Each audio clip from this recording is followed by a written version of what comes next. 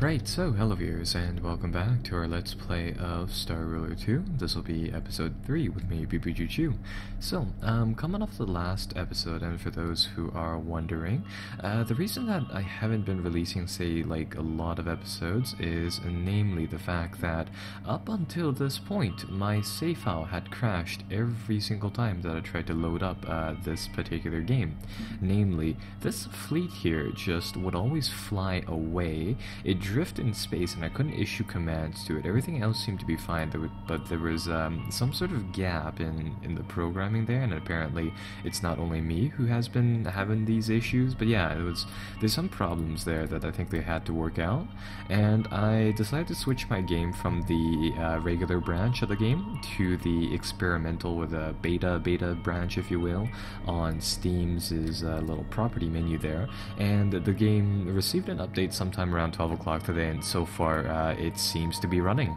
So yeah, that's just that. While we're talking about this, we might as well shoot for a second thing that some people were wondering about.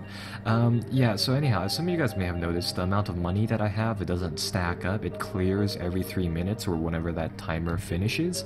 This is because of the fact that the amount of money there effectively works as how much of a budget surplus you have. So, and I think we did already address this. Pretty much what I can do is that I can convert that amount of money into something else every 3 minutes, and it's just, I guess, a way to supplement one of these things for you. For example, influence on the diplomacy scale, power to activate artifacts, research, public works for labor, and in general, things like that. So yeah, that's that. Moving forwards from here, I think what we were doing was doing some more colonizing, amongst other things there. And with that said, I think we'll spend right around, I don't know, 5 to 10 minutes finishing that up, because I want to finish up that portion of the game fairly fastly, and then moving forwards from there, what I want to do is that I want to get that level 4 planet is one big thing, but following that I want to start doing some of the military design work and all that, because we haven't seen that yet, and it's quite an intriguing portion of the game as well. But it's and like, I've got to say, the ship designs that they do give you right off the bat are pretty good, and I highly doubt that those are needed, or those need change for at least for now. So anyhow, what we want to do right now is, again, we want to find a place to level up to that level 4 status. And with that said, I was originally going for one of the level 3 planets over somewhere inside our domain here, but I think we'll switch that up, namely due to the fact that I'll show you guys the wiki page, assuming that it renders correctly. For planets with wonders, these are effectively things that you require a level 4 planet to get, first and foremost, and with them, what will happen is that you can only construct one of them, one unique structure per the entire game. And the thing about it is that it'll transform the planet's native resource to whatever bonus that you're getting off of them, and it'll effectively lock that planet in as is. Now, the thing about it is that, oddly enough, this list only shows you one of them. The thing about it is that, yes, it does transform the native resources there. So with that said, we might want to choose, say, a tier 2 planet just for the sake of ease in leveling that planet up, and it effectively grants some sort of bonus. Like this one grants vision of everything. You can trade resources anywhere. That is the one that I actually like the most, the intelligence super network there. Now, one of the problems that develops out of that is, I should probably change the research to something else by now, but one of the problems that comes out of it is, obviously, if everybody's trying to get these wonders, there's only 6 of them inside the game right now, and with that said, that is something that we might have to race the AI for. So yeah, definitely a reason to step up the colonization game. And one of the big things about forming that level 4 planet is that you want a planet that can host a ton of different pressures. Namely, you want a big planet picture. For example, like this one's a pretty good example. It has a really big surface area, if you will, to build things on. I'll see if I can find a smaller planet. So for example, that it's missing right around 3 columns and I want to say 2 rows of spaces there. So yeah, that is that's another one of the goals. And right now, just want to bag a few more of these tier 1s and stuff. And we also have some fairly interesting resources here. We've got some natural gas, rare minerals, energy, and research respectively. Oddly enough, inside this area of the universe, we have two of these things. Two of these neutronium planets, and they all produce those lovely units of 9 defense, or 7 units of pressure each in terms of defense. And of course those are fairly handy in just building up fleets and all. And over here we have a textiles planet and a gold planet. These are level 1 planets. These ones produce 3 pressure in commerce, and those are actually also really useful as well. I think we've already seen the little commerce buildings over here. So they'll build markets, or I think banks or something like that, and they produce 100k each per budget cycle. So they're pretty good in that respect, and in general, I mean, that is of course just pretty much free cash for us, right? So that's that. In the meantime, I see that we have like an absolute ton of stuff here in terms of the diplomacy stuff. I'm just going to buy all of these out, just simply because I believe it'll be capped at one point, and I want to get more of these as time goes on. So we'll just sweep a whole bunch of them off of the table there. That'll come in handy later on, but for now, I mean, some people are already firing off those events. To me, it's not that big of a thing early on inside the game, but later on it definitely is. Right, so furthermore, we'll just grab a few more of these planets and all that, and we'll just unpause the game and let it do its thing pretty much. So at this point we should just send out ships and do the colonization portion for it. In this episode I'm going to spend some time just messing around with this fleet, mostly because I'm still under the impression that that freezing bug type of thing still exists, and with that said, I'd prefer to keep track of it more than anything here. But anyhow, I should actually perhaps build a second fleet as well, now that we have some cash flow going on. This is progressively easier, and that is just to balance things out here, get the point total caught up with the AI's values over there is the main thing. And I mean, currently overall we are building up an entire stack of these planets, so I think it's time to finally grab these 2 neutronium planets, grab some of the unobtainium stuff as well, and really move forward. Oh wow, there's some more of this stuff over here, some degenerate minerals over here, or matter over here. These produce 7 research matter. This one's also the same thing, 7 research matter, and we've already seen the FTL crystals before. So yeah, this is definitely a very valuable part of the galaxy, and I think I see yet another one of those unobtainium deposits as well. Supposedly these unobtainium deposits are supposed to be like super rare or something. I mean, evidently that is not something that we've noticed here for sure, and yeah, that's just one observation there.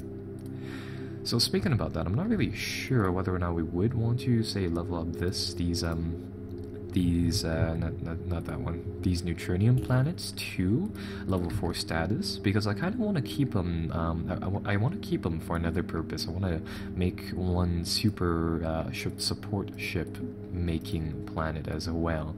And with that said, that is where that might be one of the main uses of that planet instead. But we'll watch out for that, and we'll see what happens really. So right, grab this one, auto import, auto import, auto import, and those are effectively 2 level 2 planets set up. Though in the current status, actually thinking about it, we probably do need to also race for those wonders, so I might actually just do that. Let's see, what is this? This is another one of those cornium planets. Oh well, actually a whole bunch of comrades producing stuff over here. So not bad indeed. You know what? I might actually do this. I might use some of this unobtainium, and I might switch it to one of these level 2 to one of these what are they called? Neutronium planets. So that is also one other option that's available right now. Currently, I'm just thinking, you do need like a select amount of level 1 resources as well here to grab those. Level 4 planets as well. So I'm just trying to work out the balancing of this. Yeah, again, these unobtainium planets are supposed to be super rare, just going off their ability to, of course, change at practically at will. But I mean, from what we've noticed so far, there's like 3 of them inside that cluster. And bear in mind that that's well, technically just like only one part of the galaxy. I mean, that's barely anything in the grand scheme of things. So, I don't know, maybe we just got really lucky with that.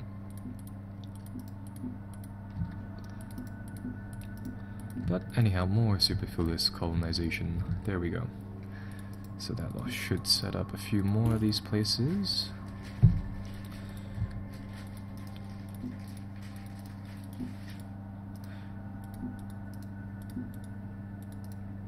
And all I'm doing is just pegging off these resources and I'm trying to get a decent amount of these level 2 planets. So far from the looks of it, there's no downside for having like links all across your trade zone here. So, I mean, seeing as how there's no penalty for it, we'll just chain that off. And anyhow, let's check. This planet's surface isn't bad. This one's actually not bad either. What about this one? That one's kind of small. Yeah, because I'd prefer to build it somewhere else as opposed to one of these neutronium planets. Yeah, because they'll start producing these little bases, and on those little bases it should have its own very little mini fleet right around the the planet there, and it even has a little asteroid moon to go with it.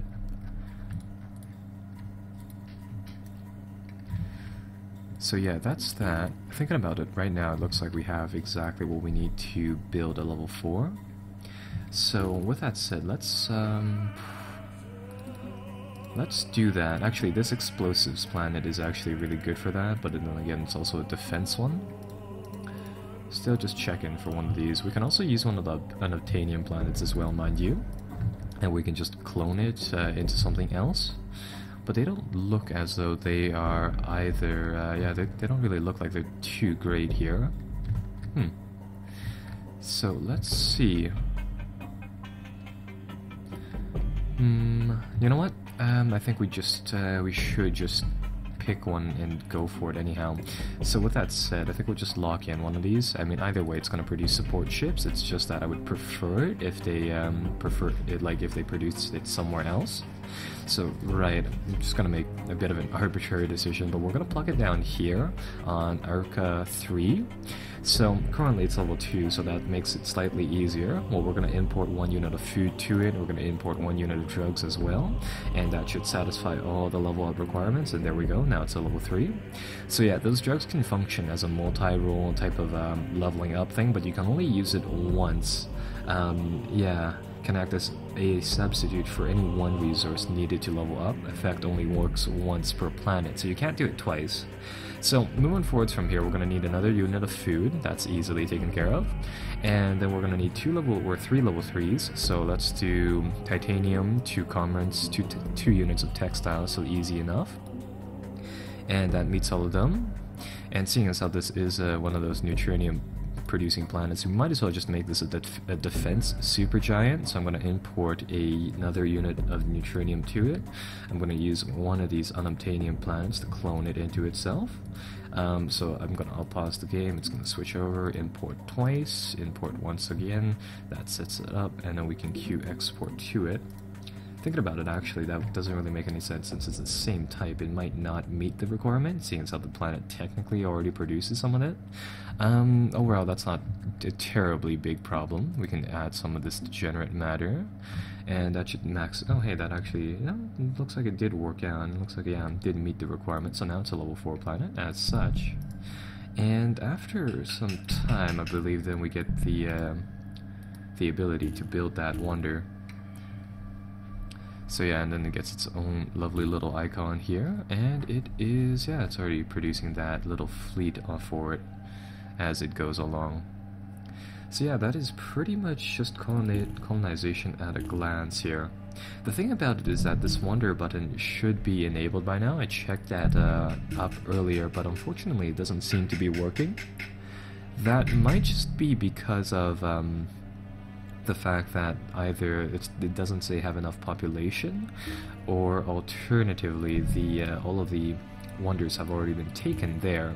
So I don't know about that part, but anyhow, now we have what is effectively a space capital for us to use. So at least that's good. and this will be effectively the hub world from now on. And I think I'll import some supercarbons to it. That'll add some more. That'll add um, some labor pressure to it, which will build, I believe, industry and factories and mines amongst other things on the planet itself. So we'll do that, and I'll also colonize some of these say secondary planets over here, such as these aluminium producing ones. I'll send some gems as well, and in general these will just ship over resources that have either modifiers. For example, gems just builds a whole crap load of different pressures, and it also makes the planet happy, which apparently makes it so that the planet it does something in regards to making it more productive. I believe it adds 4 more pressures of what the planet is producing along like the filtrate line. We've already talked about the aluminum. It just sort of does its thing, increases the amount of pressure or increases the amount of labor able to be generated on the planet. And I believe you can also find iron. Yeah, iron I think makes it so that the construction of support ships is a little bit shorter in time. I don't know if it applies to the ships constructed off of the defense pressure buildings though. So anyhow, that's that, and that effectively forms what is effectively like a super world here. It's able to sustain 27 billion people, and I'm gonna buff that to something that's even higher because we have a lot of accumulated energy right now, and this is of course used to activate those artifacts, which we haven't been necessarily doing for now. So how this artifacts energy type of thing will work is that we can effectively click on one of these buttons to use them up for a associated amount of energy. These abilities, some of them are repeatable, some of them won't be. Usually the ones with multiple little red stars or not little boxes or numbers on them are single-use ones. It just so happens that we have a lot of them though. Starting off with that, let's see, we have Buster Machine, destroy target level 0 planet, leaving behind several asteroids, and then you can of course use the asteroids. We have Archaeology, increases the maximum population on the target planet by 10. This would be useful as it allows us to farm more population, and that's of course just more cash. The Genesis device instantly transforms the planet to a level, or transform some planet to a level 2 producing planet. That might actually be useful in this situation. Just plug it down right there. Power cell, and I think the command center here, these are 2 equipable items, if you will, where one increases the amount of support ships a fleet can maintain, and the other one increases the ship's or a target fleet's effectiveness. We have a telescope. This one is unlimited uses. It's effectively just a thing that you can use to spy on a cluster of systems. I would have preferred it if we would be able to buy the intelligence super network thing there, because that would be, I'd argue, more useful. And really going off of there, I think there's just a few other ones. You can use the comets to add water to a planet, so if you do that on a food planet, it automatically levels it up to level 1, I believe. And we have those things are surprisingly common, seeing as that we have 8 of them, and that's about that. So that is that at a glance. Currently this planet should be, it's just gradually increasing. It can sustain up to, oh wow, it's actually, it's sustaining quite a lot of different pressures, 85 out of 50, but that'll increase as more people live on the planet, and that's generating us a million per budget cycle, so that's definitely not bad. It would have been nice though if we were able to unlock those wonders though, but from the looks of it, that is unfortunately all sealed up.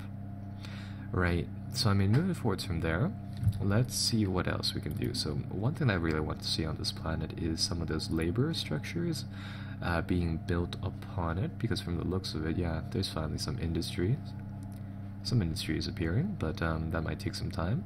I want to see whether or not we can perhaps do some ship designing now, and going from there I want to see whether or not we can perhaps buy some of these bigger scaled ships in just some time. Namely, one thing that we can do to speed up building ships is that we can build a construction core to help things out with that. So I'll show you what that does, but it's going to take quite a lot of time to build initially.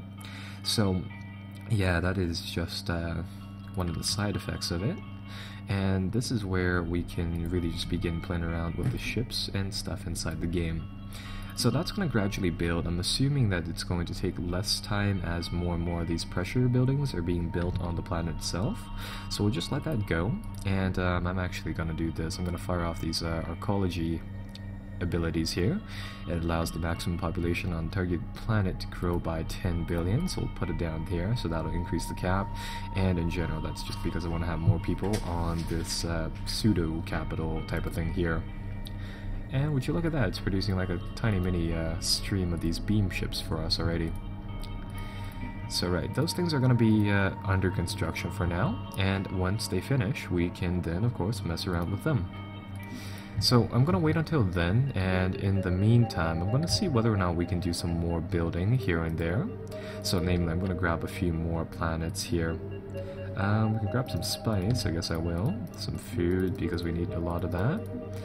And we can grab some aluminum, that's one thing that I really want now, so we'll colonize both of those planets. And the reason being is that one of the big things about having these orbital platforms is the simple fact that you can export labor to them. And while it doesn't sound like, say, a terribly big thing, in practice it's huge, just simply because of the fact that you can just export all of your building to one single location, effectively combining, of course, all of those different sources of labor, making it so that you can provide, or you can build battleships in effectively instants rather than minutes. So with that said, I want to find some sources of that labor pressure, and I want to see how many of those things I can combine into one area is the big thing there. And would you look at that, the little defense structures on this planet has effectively just built ourselves an entire fleet, if you will, just almost out of nothing. And what I can do here is that I can transfer some of that stuff off to another planet inside the system, and the little ships will move too, and that'll allow the planet to continue building more.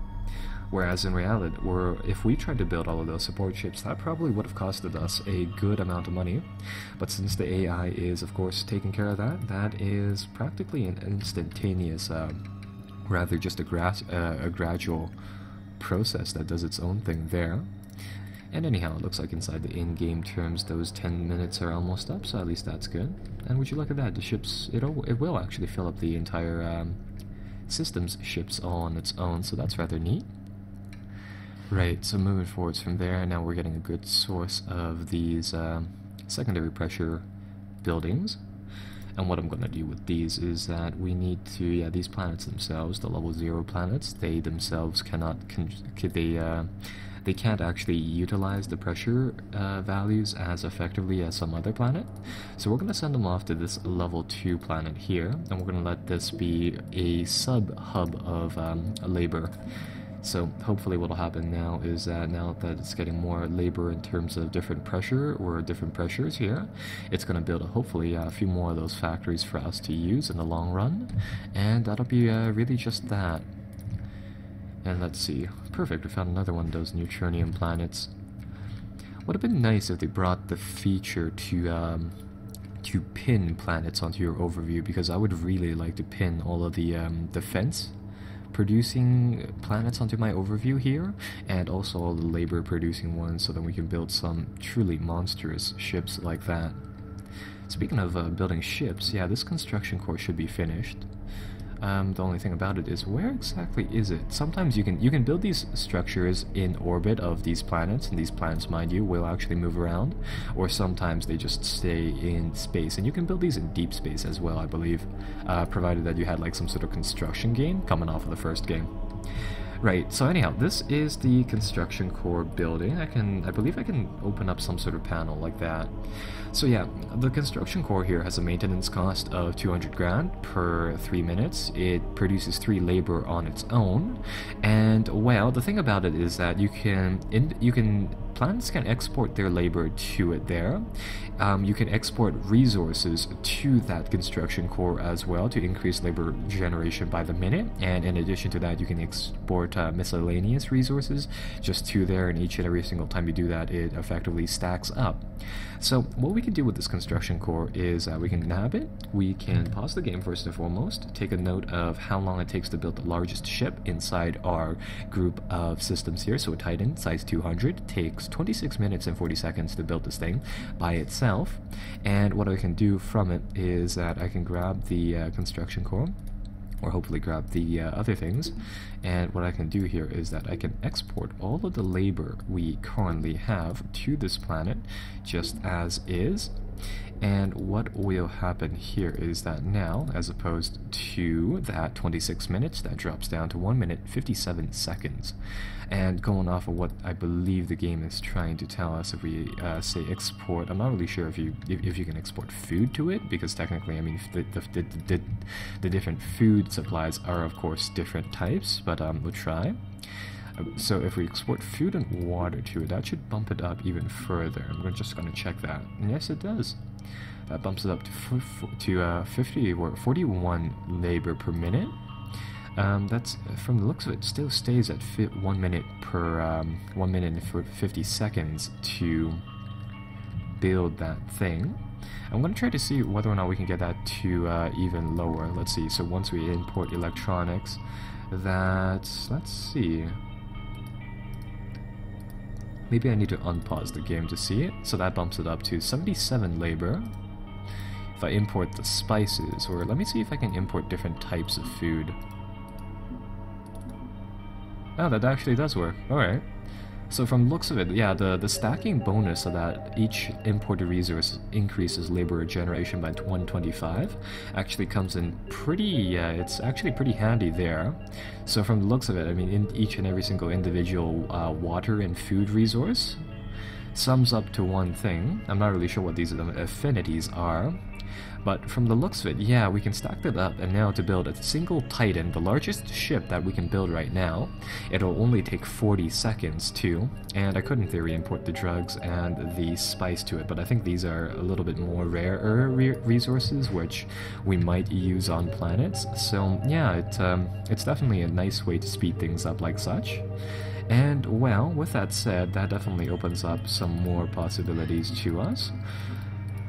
It'd be really nice if there was some sort of auto-colonizations, one thing, because we want to stay on the... I want to colonize a few more planets here. The reason being is that now that we have a really big structure producing military ships, the catch is that we're going to need the colonies here to sustain that military. But in addition to that, it's also a nice way to play around with the ship editor now. So right, so I think we'll take a bit of a break, seeing as how I believe we've already played a good 15-20 minutes, but anyhow, when we return, we'll finally be able to check out the ability to build a ship of our own, so I hope to see you guys there. Bye bye for now, and be sure to like and subscribe for the following episode dealing with ship design. Bye bye for now.